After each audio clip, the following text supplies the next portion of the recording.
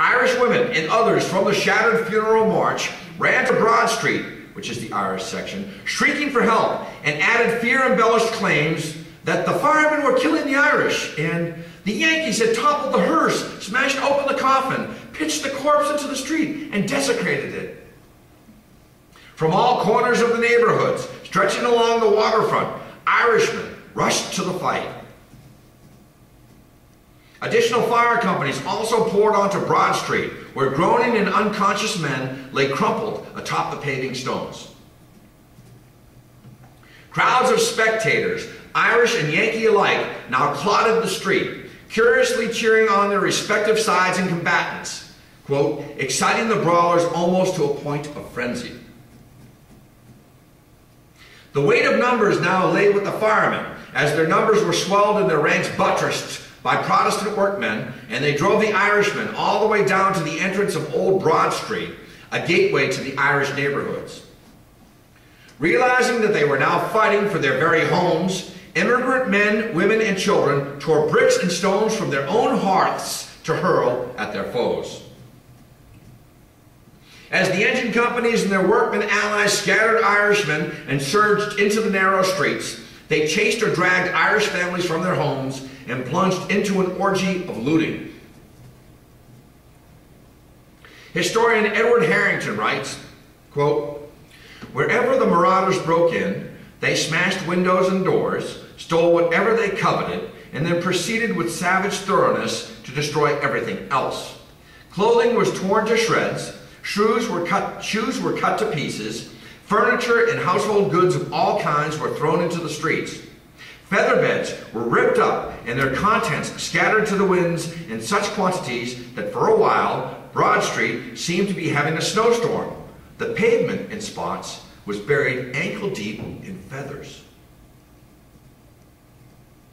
For immigrants who had been rousted from their cottages in Ireland and had seen their homes tumbled by landlords and British troops, the scene was sickeningly familiar.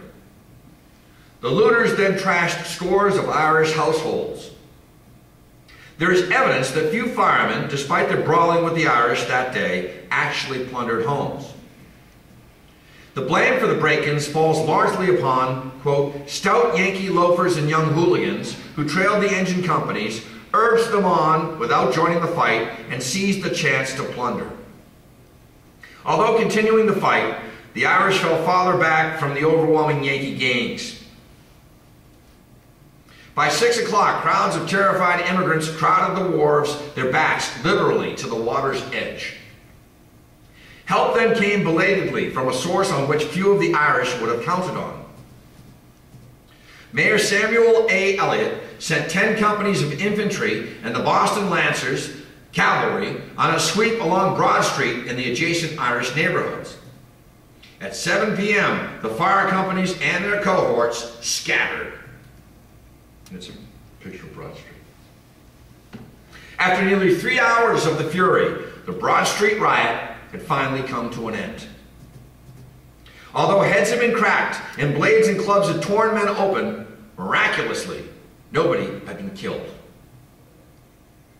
The number of wounded was so large that it could not be tallied accurately. Again, you have over 1,000 people participating in this. On June 15th, 1837, 17 people were forced to pay reparations of $300 and to attend the nearest term at the municipal court. Mark Adams was held to bail as witnesses reported him for breaking into homes. In July of 1837, 14 Irishmen and 4 Protestant men arrested during the brawl stood trial in front of a jury entirely composed of the Yankees. 3 of the Irish were sentenced to several months in jail. All 4 Protestants were found innocent. Only 3 of the Irish men, John Whaley, John Welsh, and Barney Fanning, were assigned hard labor in the House of Correction. John Whaley was sentenced 4 months, while John Welsh and Barney Fanning were sentenced 2 months. The following is quoted from the 1838 Boston Almanac about the event. Broad Street, Boston. On June 11, 1837, a great riot occurred in Broad Street. It commenced between an engine company returning from a fire and an Irish funeral procession. It has not been satisfactorily ascertained which party were the aggressors. The tumult increased to such a degree that nearly 1,000 persons at one time were supposed to be engaged in a brawl, the most desperate that ever occurred in the city. Several houses were broken into, furniture shattered inside and cast into the street.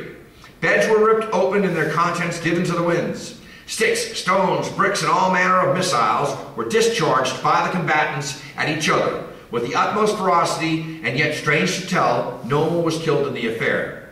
The military was called out, and in a strong body marched to the scene of the action, and in a short time the rioters were dispensed or captured.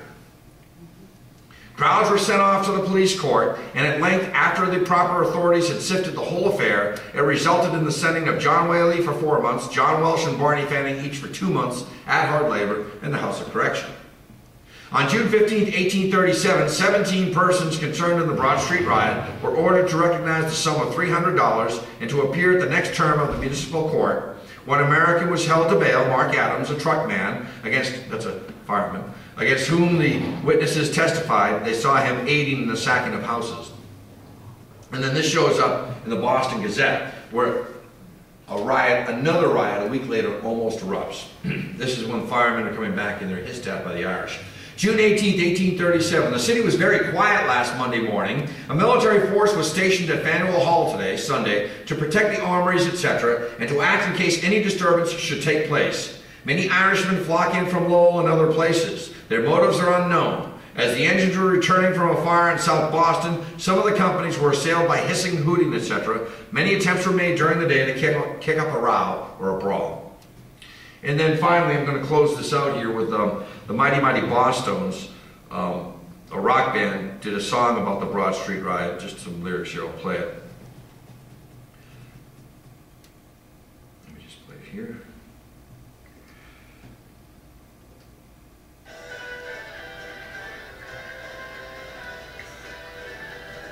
You know, the Dropkick Murphys are known for bringing Irish music to bear, but basically this is a story. It's about the Broad Street riot, and the Mighty Mighty Bosstones wrote a song. That's the picture of them.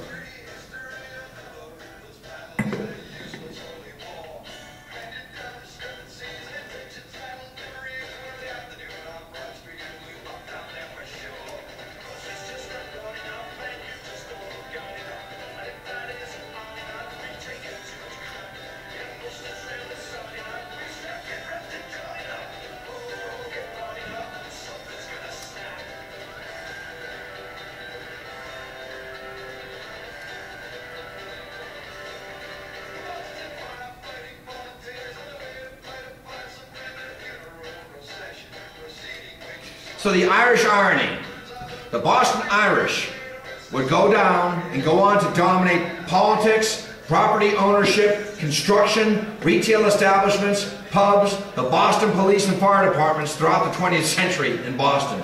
Thanks for attending. It was a riot being here tonight.